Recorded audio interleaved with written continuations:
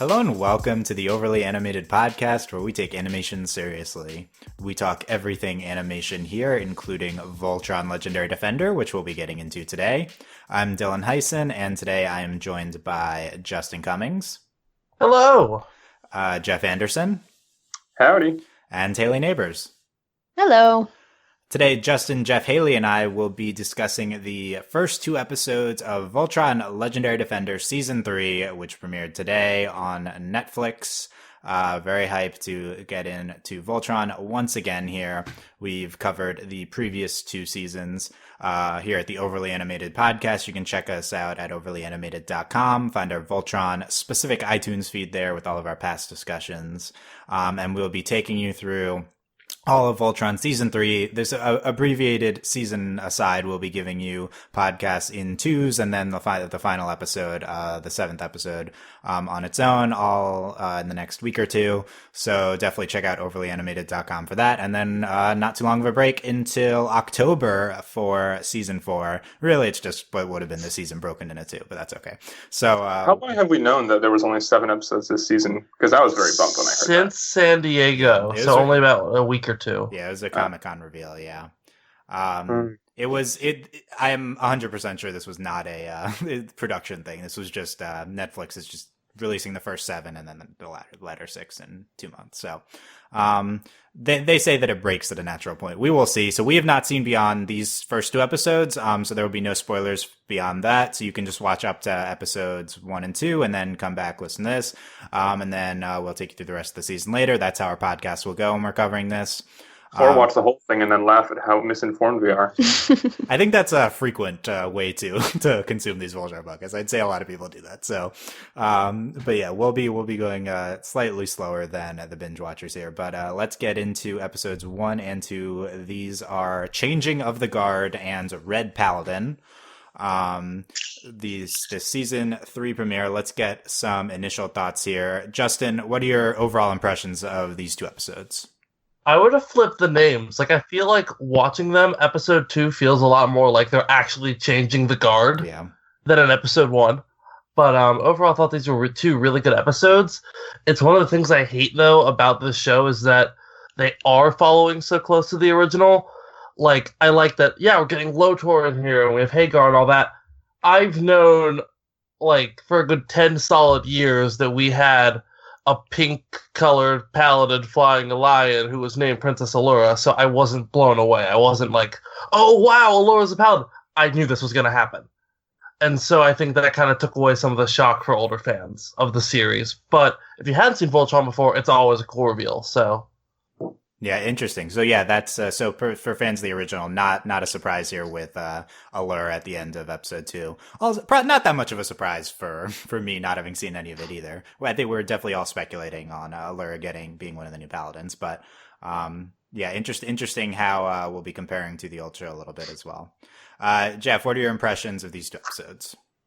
I think the first episode was a bit too much exposition heavy for my taste, but it totally redeemed itself with Lotor. He's amazing. And because I can't read him. I don't know what he's going to be doing. He's very two-faced with his people. Love his motley crew. They're some of my favorite characters right now. So yeah. Yeah, definitely. To big topics we'll be getting into. Hayley, what do you think?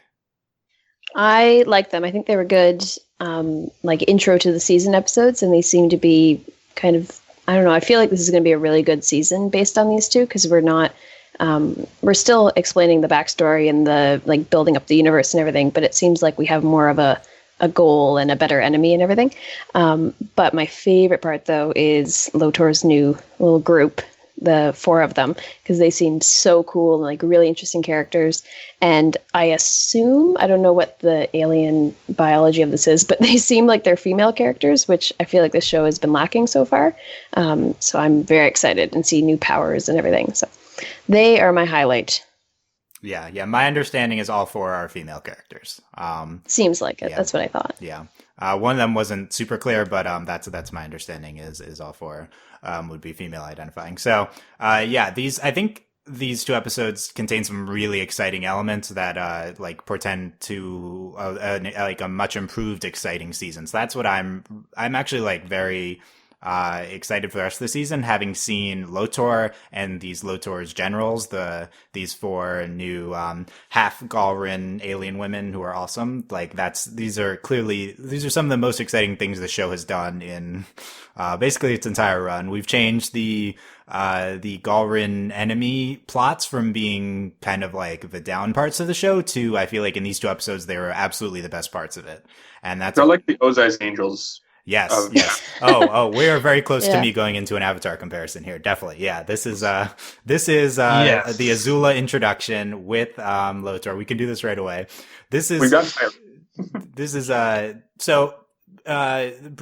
Briefly on this, I'll probably rant about this in the last podcast this season, but Netflix really screws with the season structure of the show.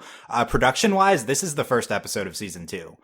They go in 26 episode production arcs. So this is exactly what they did with Avatar. They're copying the Avatar structure. We're bringing in the Azula villain here in Lotor, and we have Tylee and May times 2, I guess. And it's such a I don't know why we're exactly going by the Avatar model, but I love it. It's gonna bring fresh energy into the show. The Paladin swap is exciting. I don't necessarily think anything we did with the Voltron Paladins was that great, but like shifting around the Paladins, getting Lur in there's it's going to be very exciting. But mainly it's just Lotor and Lotor's generals.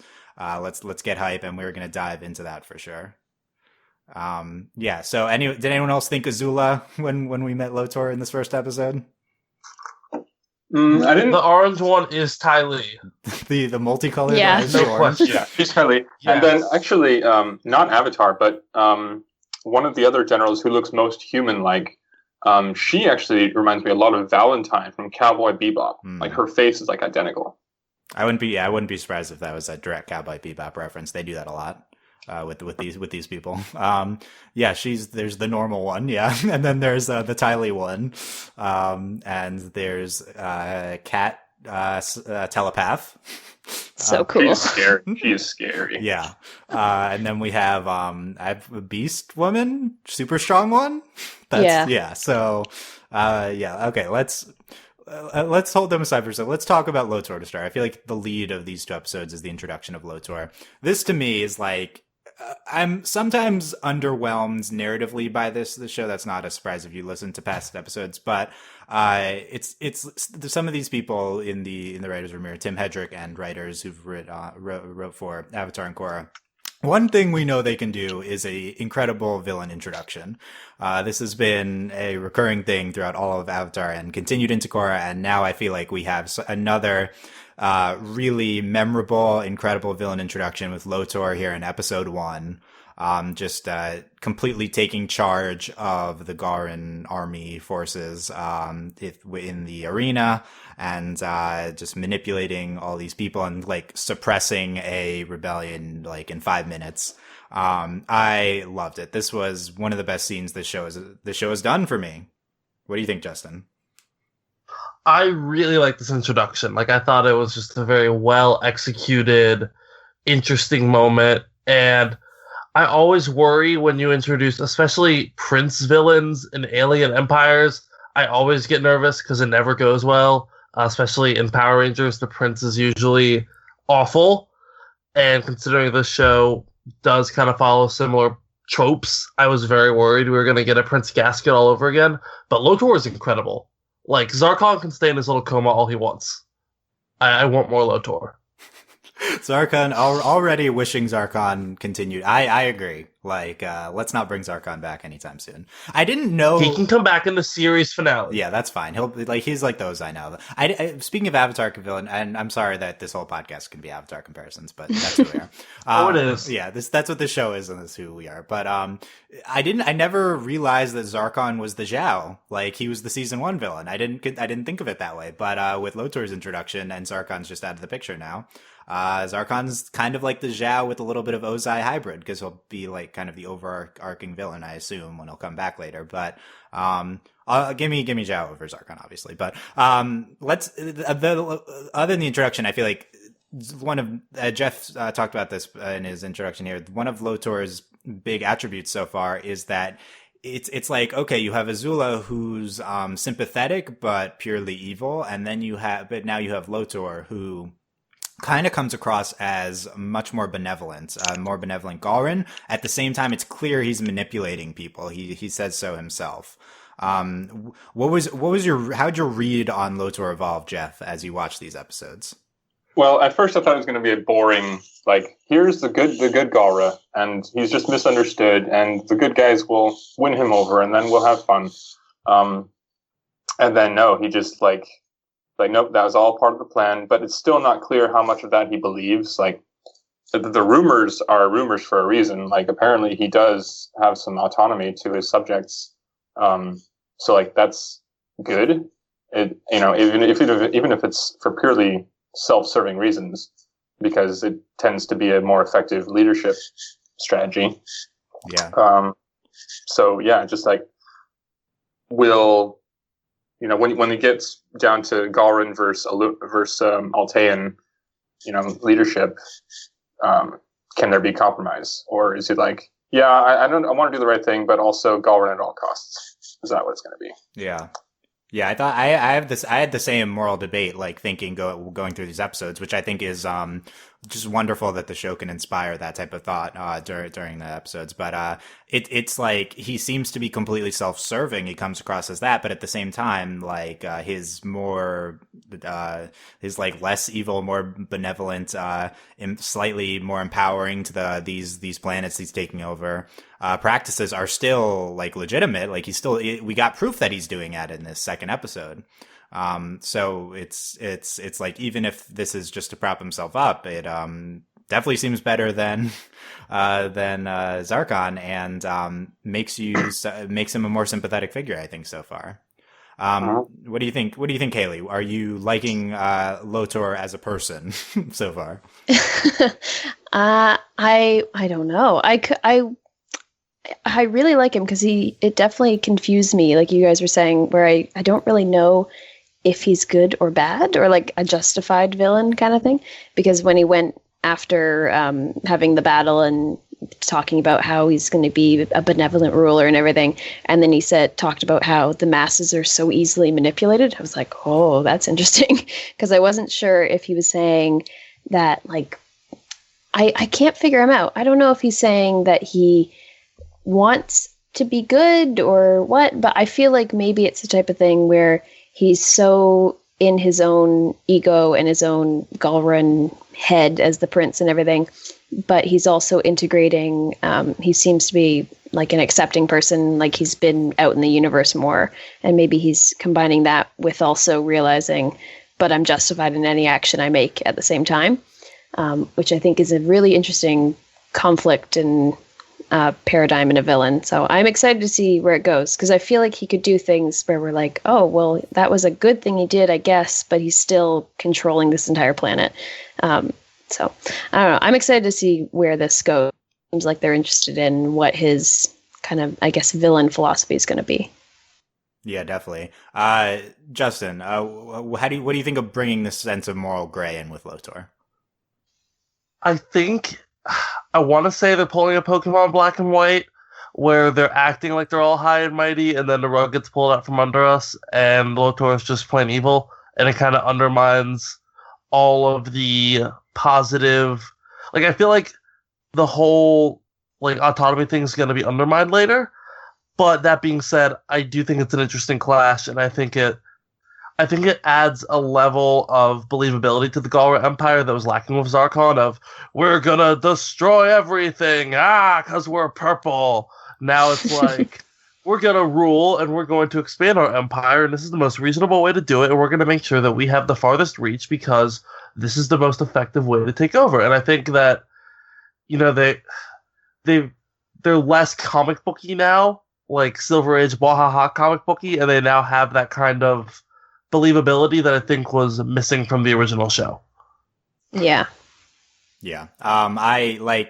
For me, this is already a stark improvement over any villain stuff from these first 2 seasons, with the exception of Hagar in the last season finale. I think she was wonderful there, but just like I'm already ready to declare Lotor a better villain than Zarkon. Jeff, that's a we no-brainer. already did. Yeah. Too soon, Jeff, or no? Oh no. I mean, how much better was Azula than Zhao, right? Well, although that's not fair to ask you that, because Zhao is so different categories of villains. Yes, right. Although, yeah, no, Zarkon was just not as fun as Zhao. Just technically, it is Zhao. So yeah, no, Lotor better. Lotor better. A++. Oh, we're all in agreement. Oh man, already 2 episodes in. We'll see how this develops. I was on Lotor train like 2 seconds into the trailer when he showed up. So that's pretty early. This is just continuing that. Yeah, well, he was awesome. He was good in the trailer. Oh, speaking of that trailer, like I think Dylan, you called like everything in the trailer would be from like the first like 10 minutes of episode 1. Yeah, it was. Yeah, and mostly correct. Yep. Yeah, it's which I'm really glad about. Like we're going in very much blind to the rest of the season. So I think that's gonna be very fun here. Yeah, loving Lotor. My read, the biggest comp to me, this isn't necessarily going to land. I don't know who this lands for on this panel, but his biggest comp to me is Marjorie from Game of Thrones. Oh yeah, totally. Yeah. No, totally. Yeah, but I genuinely believe that Marjorie is good. I'm much less sure about Lotor, but just like kind of the ruler who wants to be nice to their people in order to consolidate power and like prop themselves up. And as like number 1 Marjorie fan, this is very exciting for me. So yeah, it's very similar type of personality. Definitely. I guess my read right now is that Lotor is going to be more on the evil side, but like we were talking about with Jeff, it doesn't necessarily matter if he's doing this for self-serving purposes. So I love this kind of moral quandary going into later episodes. That being said, as also briefly brought up, he definitely still seems to be need to consolidate Galran power, like need to maintain allegiance to the Galran Empire. It's not that he's going to free anyone. It's that they can be free as long as you're within my system. You have to still be aligned to me. Now, I wonder why he was exiled in the first place. Was it because of his wishy-washy attitude? Like, you're not a true Galran. Go play fun over there. Yeah, maybe. Yeah, this is something I've read in interviews with Joaquin and Lauren about the season, which is that that's like a big shadow hanging over Lotor. Is like, why was he exiled in the first place? You can see he's already doing things very contrary to traditional Zarkonian Galran tactics, in that he's like not ruling with an iron fist, like letting people be free within the system, but also that his lieutenants, his generals, are half Galran, as this was brought up in these episodes as well, and that's looked down upon, these half breeds. So he like aligns with not genetically pure Galran, and he lets people be free. So like he's much more of like a quote unquote liberal Galran, but so that's probably the leading candidate on why he was exiled, but you got to assume there's more of a specific events that happen. This whole like mixing, like being cool with half Galrans, I wonder if this is going to impact Keith at all. Yeah, that's true. Oh, true. Yeah. Like, come to the dark side. We'll be friends with you. Yeah, look at my cool army of kick butt women who you can join. Like, let's do that. Maybe, yeah, that's got to come into play coming up. That'll be exciting.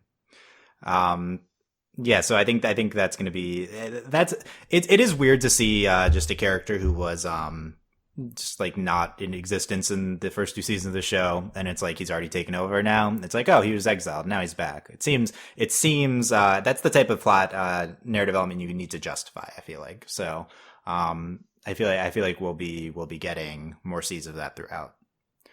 Let's talk the Lotor's generals. That's my best word, I feel like, that he said in the show is generals. So let's quickly go through them, and then I think I liked Pro-Tem better when he said that. I think that was him. I think Emperor Pro-Tem. I think yes. Yeah, that's for himself, right? So but I like that word better. Yeah, I like Pro. That is, yeah, we need more like Roman or whatever language here. So these generals of his, let's go through them and then we can pick a fave. That's what we'll do. So Ezor is the Ty Lee one, the chameleon rainbow ponytail girl. She's slightly more peppy than the others, although she didn't seem as peppy as Tylee, I would say. We have Narti, the telepathic cat warger. Speaking of Game of Thrones references, can telepathy into the cat and can also telepathy people as well. We saw that, or aliens, whatever. I don't know. I didn't get this impression completely from the show, but she's apparently blind as well. I guess. Yeah, well, she didn't have any eyes. Yeah, so she's like a mask over her, so that makes sense. Yeah, that wasn't specifically stated, but that's what I've read. We have Zethrid, who is the beast girl who we talked about with I think she's super strength, but at the very least she's just tough. And then you have Aksha, the normal one. Who now Aksha, I think she wears a mask sometimes, like a helmet a lot of times. Is that right? Yeah, she did during when they went off. Pretty sure she's the one that was inside that big gas beast thing in season 2. Ooh, if that was Aksha, that would be cool. Okay. I looked actually. I went back to that episode, and whoever that is, their suit is exactly the same as Lotar's. But Aksha's looks very similar too. Ooh, okay. So I think it's probably someone in their circle, if not one or the other. At first, I thought it was definitely Lotor, but I could have sworn there was some sort of like female of that person. So I don't know. Yeah, we'll see. Yeah, there's more to it. Yeah, that'd be great if that was Aksha or Lotor. Probably from having seen Lotor, I feel like that would be harder to reconcile him with those actions, but at the same time he's exiled and it's a different situation now. Anyway, Aksha is it seems like the leader of the generals. She's like blue and she's more normal looking. So that's the best I can describe her. Justin, pick a fave of the 4. Azor, no question. Azor, okay. Jeff, who's your fave? Telepath. Narti, yeah. Hayley. I'm also Nardi. I love cats and I love a good telepathy villain. Yeah, I'm on Azor. I mean, she's perf. Like more Azor, please. Reminds me a lot of I don't know who that character was, but in Young Justice, the Lord of Chaos, his medium, Dr. Fate, Nabu, Lord. The bad guy. Clarion, the Witch Boy. Clarion, yeah, Clarion's cat reminded me a lot of that. I do love the alien cat. Why don't we have? I need plushes of the alien cat available immediately. This is necessary merch here. Come on, at Voltron. Like let's get this going. The cat is a strong element behind Narti. She doesn't talk though, I think. No, I wonder if she can. Yeah. Yeah, we have 3. I'm confident I have 3 voice actresses for the other 3, but I think not Narti because I don't think she talked. Every time she needs to talk, one of the other generals volunteers to be her mouthpiece. That's interesting. Oh yeah, with telepathy, you never know. Maybe she's controlling them. Maybe they just know she doesn't talk. She might be. She might be mute. Yeah, it's possible. I've not read that, but that could be interesting. I also like Aksha. She had the least spotlight, I feel like, of all of them so far. But I feel like there's a lot of potential for Aksha. She seems nice, I guess. I want to know if there's I want to know more about the relationship between her and Lotor. If because I agree, she does seem like she's kind of the boss of the 4 of them. So are you shipping Aksha and Lotor? You never know. I would go for it. I'd be happy with that. Okay, I didn't think of that. That'd be good. Yeah, that would make sense. You know, the leader of the generals with the with the press. I really want to know because I hope we get an episode like this, and I feel like it would make sense of just the backstory about how he came into contact with all of them. Because I want to know more about. I just want to know more about them and see them and everything. And they hinted a little bit at that, like who's that beast lady? Like this is the chance you've always been waiting for. Strike them down with the ion cannon. Oh yeah. Yeah. We definitely got a sense of past history. I agree. And we'd heard that he associated with like these half Gaurans, but no sense of like where they're from. Like in Avatar, we get the Tylee introduction. We like see her at the circus. We see May, like in Omashu. So these people are already here. So we could definitely justify a backstory episode here. I'd definitely be for that. Justin, any random theories about their backstory or relations with each other that come to mind? Okay, so here's my thing. I talked before we went on air about Galran society. We have not seen, to the best of my knowledge, any pure blood female Galra. I don't think we have, because Hagar was revealed to be part Altean in the season 2 finale. All of the females we've seen in this season so far have been half-breeds. So, my theory is that the Galra do not reproduce in the way that we do, and that they reproduce some different kind of like cloning way or something. Ooh. And so, these generals are from planets that were conquered by the Galra. And basically Lotor hunted them down and found them and recruited them to be part of his new Galra empire. Okay. Trying to think if we've ever seen a full Galran female. I think probably not, right? Yeah, I've always wondered this. It's just like, how are they born? Like, I've always wondered why that is. Because maybe it's like was it like an all-male society in terms of the parts of society that we've seen? Like, maybe all the ladies are back on the main planet or something. But it seems weird that we've never seen a female Galran. Well, here's the thing. I went back to the original show, looked at Lotor, who used to wear a Viking battle helmet, by the way, fun fact. Oh, that's good. Even in the original show, for as long as that ran, they never mentioned his mother at all. Huh. They only ever mentioned Zarkon. So they've never mentioned any female Galra. It's just assumed he has a mother. Yeah, so you'd think Lotor.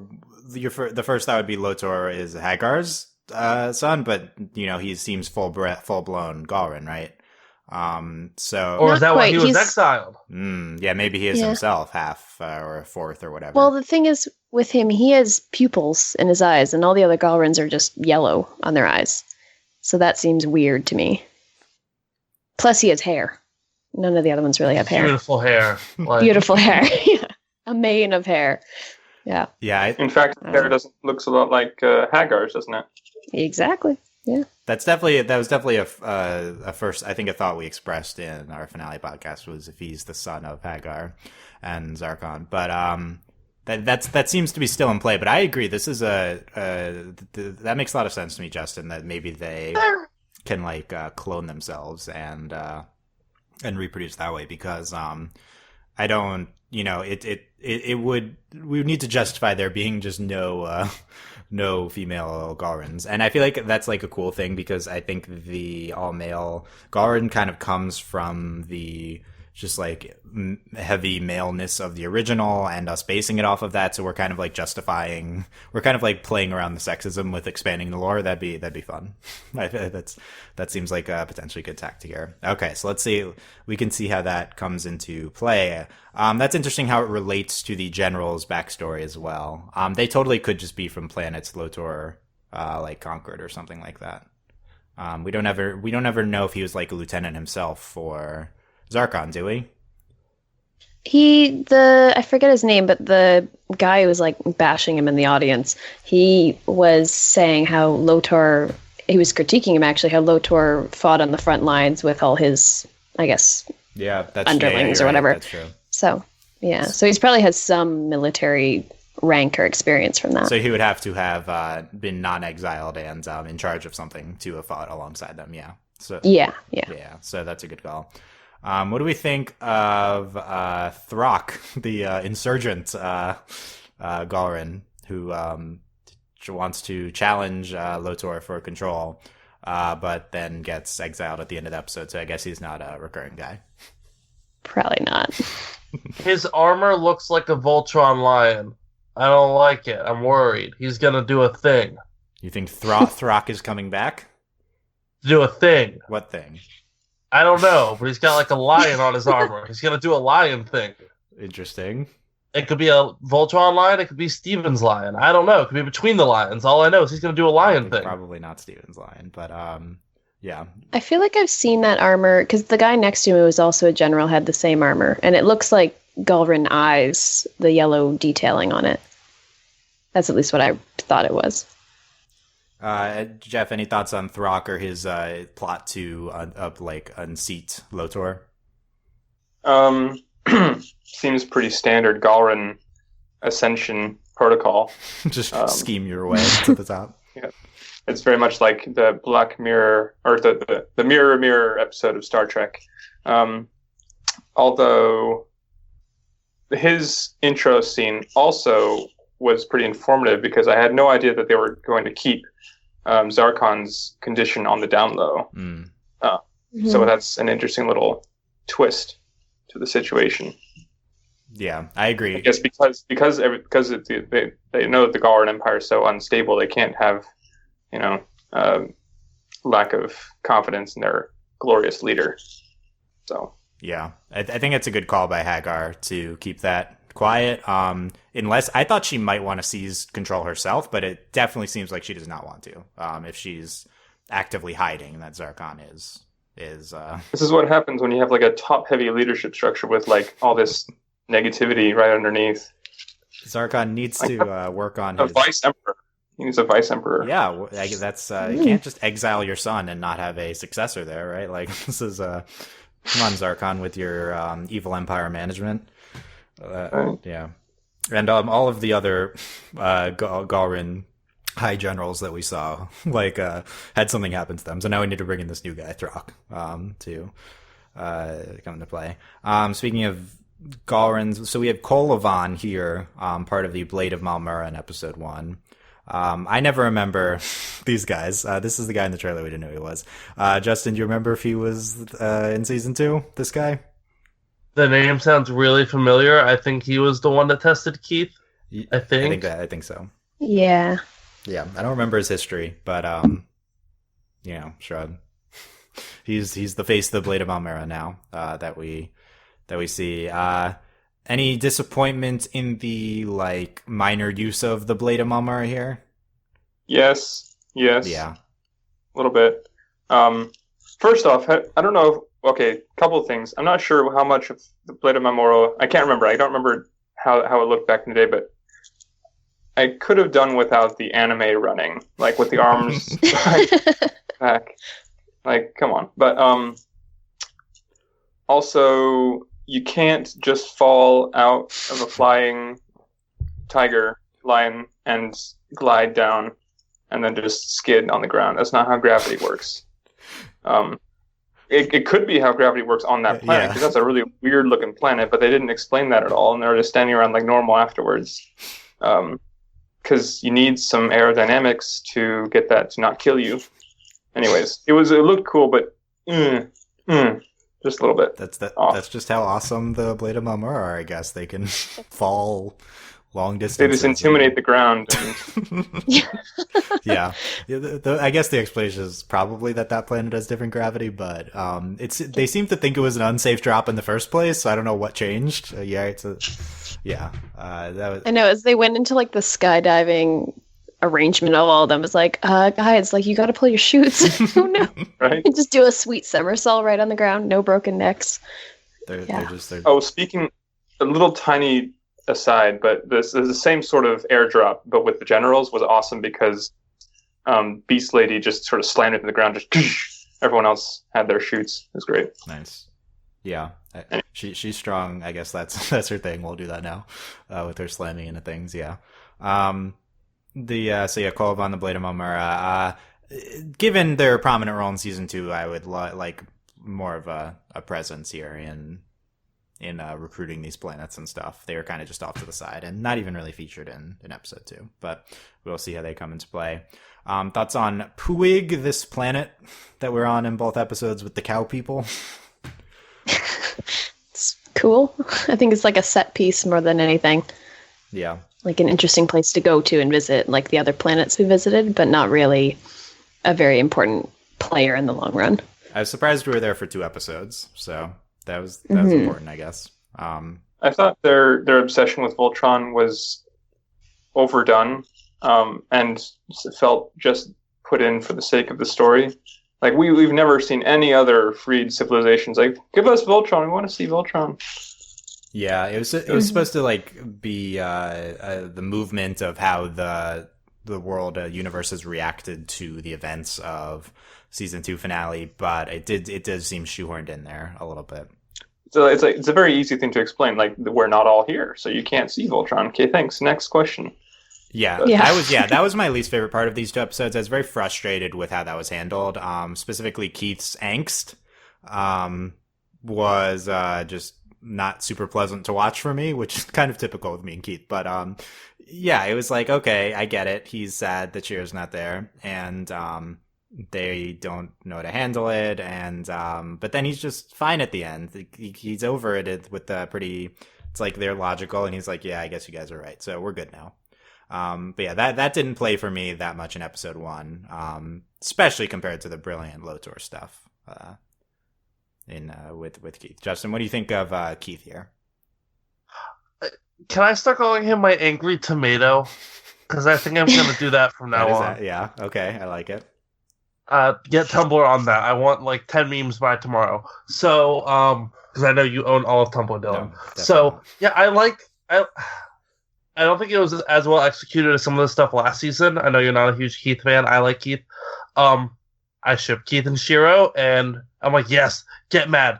They stole your space lover. Go find him. You have to find him. Get mad. Keith was, for the record, Keith was much better last season. I still am not the biggest fan, but he was like one of the standout characters last season. He was. Yeah. He was, and I was just happy to see Keith mentioning Shiro and having passion. Like, that's all I want, Dylan. I'm a shipper. Let me have You're my on thing. The wrong Keith ship here. Sorry, but you want me to ship Keith and Allura? No. Stop. Please go. Because I was watching the original, and Allura had all the hots for Keith back in the original series. So if that's anything to go by, but no, Keith and Lance is fine. Clance, arm leg. Arm leg is no more. Yeah, Delaney's not here to react to arm leg being. It's now. It is head arm. Head. Yep, that's it. Yeah. We'll get the official. I promise, guys. One of these podcasts, we'll get the official confirmation from Delaney on the new ship name. Yeah, that's it's no longer arm. That's coming up. We might as well just go with George, the superior ship name, anyway. So but no. Or we could the Clan's the easy one to explain. But yeah, we'll talk about the shifting paladins. But in terms of Clance tracker here. Like Lance. Oh, there's some Clance going on here. There is a bit Lance of it. Like appeals to Keith, I guess. Yeah. And the whole team is like, oh, Keith's doing his angsty thing, and they all look at Lance, and he's like, okay, guys, I guess it's me. And goes up to help, give him some support. Yeah. I was feeling that, and then just the fact that Lance is now in Keith's lion, like it's destiny. That must mean that it's true love. That's my logic. Okay. But by that regard, Keith is also in Shiro's lion. So, okay, I'm fine with these two as the competing ships. I accept. And Allura's with Lance by that logic too. Lance would be happy with that. Yeah. So yeah, true. I did like our Lance and Allura moment at the end of the second episode. I thought that the passing sweet. On of the blue line. So let's talk about the shift. So this is what the second episode's all about is we need to rearrange the paladins to make up for Shiro being missing. Keith moves to the Black Lion, and then Lance for some reason moves to the Red Lion, and Allura goes to the Blue Lion. So I liked the Keith to the Black Lion stuff. I thought that had been set up well last season and made sense this season. I like how it activated when he was like, I'm not worthy compared to Shiro. Like that was the thing that activated it. Allura to Blue, I like how they handled it in that Allura's like, I need to get in the action now. I can't be sitting back and having other people sacrificing themselves. I like the angle they went there. Really, it's just to get Allura into a lion, but I like the justification. The thing that made no sense to me is why Lance moves to Red. The reason we're given is because Lance is a team player. Like, that's the explanation. Because he's the right-hand man. Yeah, right? Like, Hamilton. Since when is Lance, this episode was all about Lance not being a team player with this. I guess. We figured it out in the end. He begrudgingly gets there, but just because you begrudgingly figure something out doesn't mean you're the number one person at that thing now. I liked actually how it was handled when Keith comes out of the Black Lion and says, and it's obvious that it's him. And Lance is just looking at him like stone faced and like, okay, we're going to have a big fight about it. But he comes up, he's like, you listen, I trust the line. You need to as well. So it seems like somewhere in the process, I agree that he could have like explained it more, but it seems like he had a really cool change of opinion and outlook. Like, it's cool that it happened, but it could have definitely been shown better. I do like relating it to Lance's character arc. So I like it in that regard. Yeah. Justin, what do you think of how the Paladin shakeup 2017 has resulted in? Are you satisfied? Here's the thing. They need to switch their suits, because I don't like clashing suits. That's driving me nuts. If Allura was in red, I could handle the whole pink-red thing. That I can handle as like a color palette. But pink and blue and the red and the blue and the red, I can even handle Keith being in the black because it's got the red wings. But aesthetically, Lance in the Red Lion, he needs to change his suit, and so does Allura now. Like, I don't like it. It clashes way too much, and no. I get why they made Allura the pink one. It's a callback to the original series. They even referenced that for dialogue of, like, to honor the Paladins of old. That's fine. I like that send-up. But come on, they clash so much.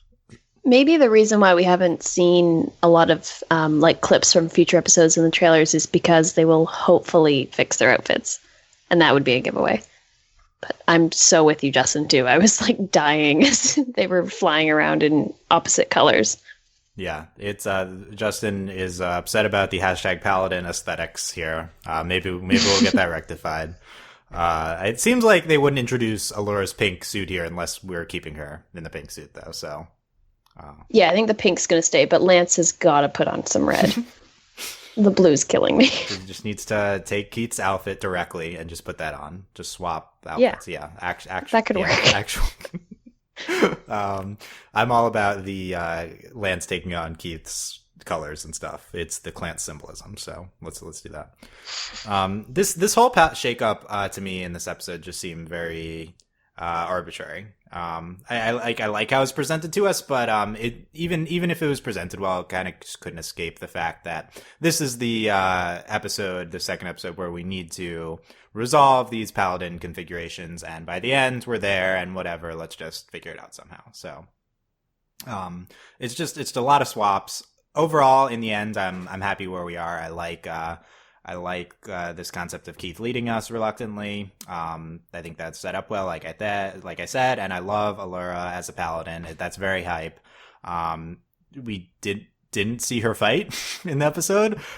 She shows up, and Lotor's like, "Yeah, we're fine. Let's go." So she doesn't get to do anything, but she is there at least. She's at least a Paladin. So I'm very excited by the prospect of Paladin Allura. What do you think, Hayley? Oh, I'm just happy that they didn't drag this out too long, because I feel like I was worried that the first couple episodes were going to be them like hunting the galaxy for who it could be, and then it's us all along or something like that. Like, I'm happy they just cleaned it up neat and tidy and kept going. But I'm wondering how good Allura is going to be at operating it, because I guess she's really good with the castle and everything, but I don't really know. I assume she's going to be okay.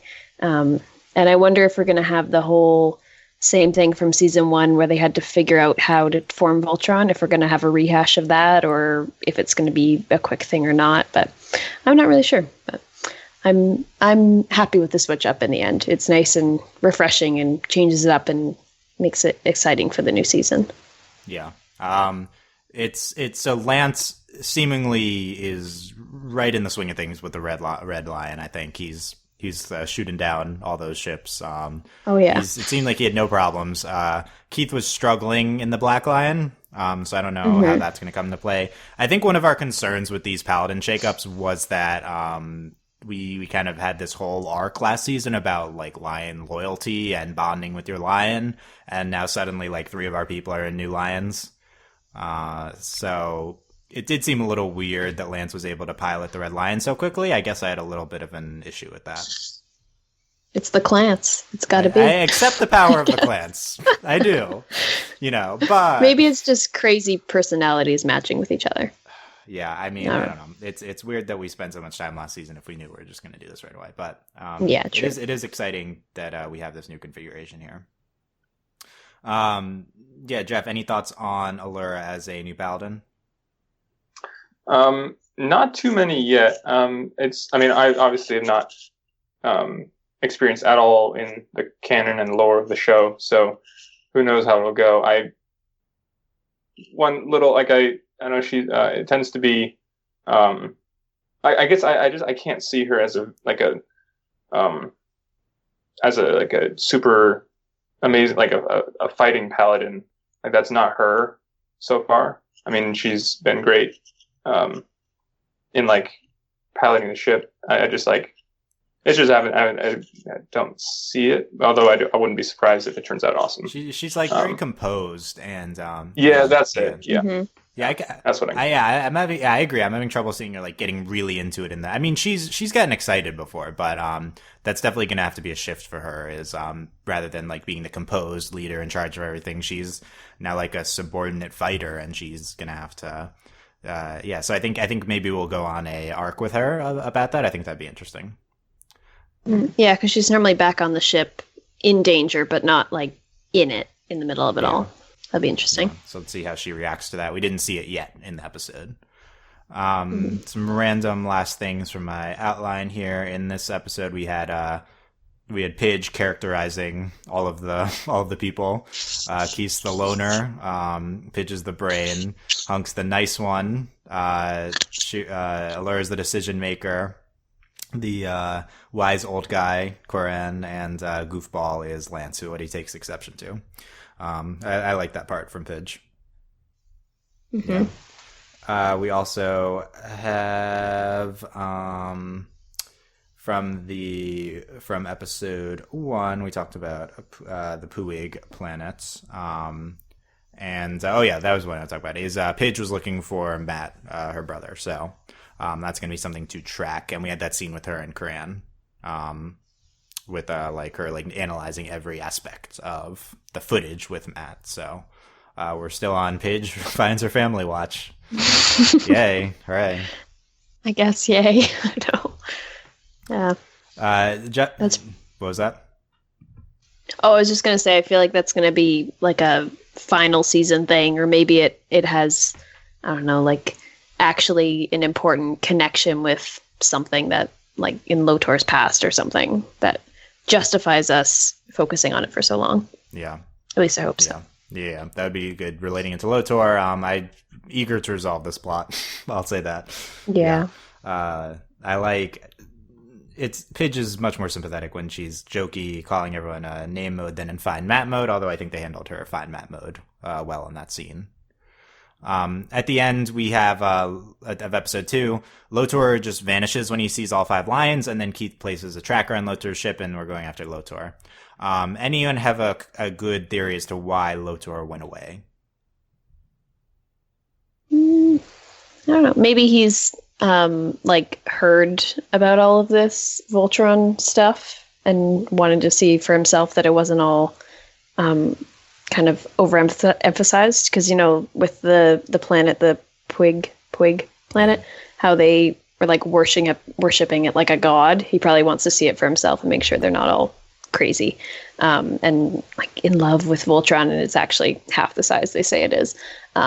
So maybe, I don't know, maybe he's just double checking the facts before he makes any further decisions. Yeah, I believe he only went into that when he realized the black line had not been seen, so he's like, I want to make sure the black line is really gone. Mm-hmm. Yeah, the only explanation I can have for why he instantly went away when the blue lion showed up was that he needed to see all 5 lions at once to just confirm that Voltron can still be a thing. That's the only thing that makes sense, and it relates to the black lion's not there. Love Azor calling it like Black Kitty. And then, so he must have some plans for Voltron. He confirmed they're existing. He doesn't want to fight them. That seems like a good time to be fighting them, but I guess not. So he must have some plans other than meeting them head on. So we will see what that happens in the future. Jeff, what are your final thoughts on anything in the episodes? And then, overall, what do you think of their quality? I think we really hit all the main beats of the episodes, so not really much left overall to talk about. Like we said at the beginning, super happy to have this new motley crew with some interesting backstories. So, if I had to rate it, I'd say it's like a 8 out of 10 for a season opener. Like, really well done. Yeah. Justin, last thoughts and overall quality? Overall, I'd give these two together probably an 8.5 out of 10. I thought they were really solid and a good kind of reintroduction back into the world. It's been a good, 7 months? So yeah, it was nice to be back with the gang again and see everyone. So yeah, all in all, I thought they were pretty good. Nice to see the gang again, yeah. Hayley, what about you? I like them. These were definitely, I found in the other 2 seasons, after the first 2 episodes, I'm like excited because I like the show. But with this, I'm actually really feeling more invested in the characters and the storyline. And I like that we've just kind of changed things up, added new people, literally changed things around with the Paladins and everything. So yeah, I'm really excited. I want to watch the rest of the episodes now. I'm really pumped for it. Yeah. I'm much more interested to see the rest of the season than I was after the first 2 of season 2. I think we have more intriguing plot elements here. Overall, these were just solid episodes. There were moments, I think, which were incredible. The Lotor introduction, some of the moments with the new generals. But overall, there's other things in the episodes that weighed them down. So neither of these are like top 5 episodes or anything. They're fine. They're good introduction of the season. But most importantly, I think we have actually good character intriguing moments that'll come into play for the rest of the season. So very excited to get into the rest of, which is only 5 episodes of the season, and then more in October. So check out overlyanimated.com. Keep up with us for the rest of our coverage. Next, Justin will be anchoring our episodes 3 to 6, and then we'll be back at the end to cover the finale. And so make sure you keep tuned to overlyanimated.com and consider you subscribe to us there. Give me feedback. Are you liking the season? You liking our coverage? Consider supporting us on Patreon at patreon.com/overlyanimated. Thank you very much to all of our patrons, especially our patron of the podcast, Phoenician, aka Fusion. And thanks as always to our patron executive producers, John, Ryan, Steve, Alex, and Andy. Stay tuned to overlyanimated.com for more Voltron coverage, Rick and Morty, and then a bunch of other stuff coming up. Two of our anchor shows here are new episodes right now, so we're very busy. So check us out there, and thank you guys very much for listening. We will see you next time. Bye. Bye. Ciao now.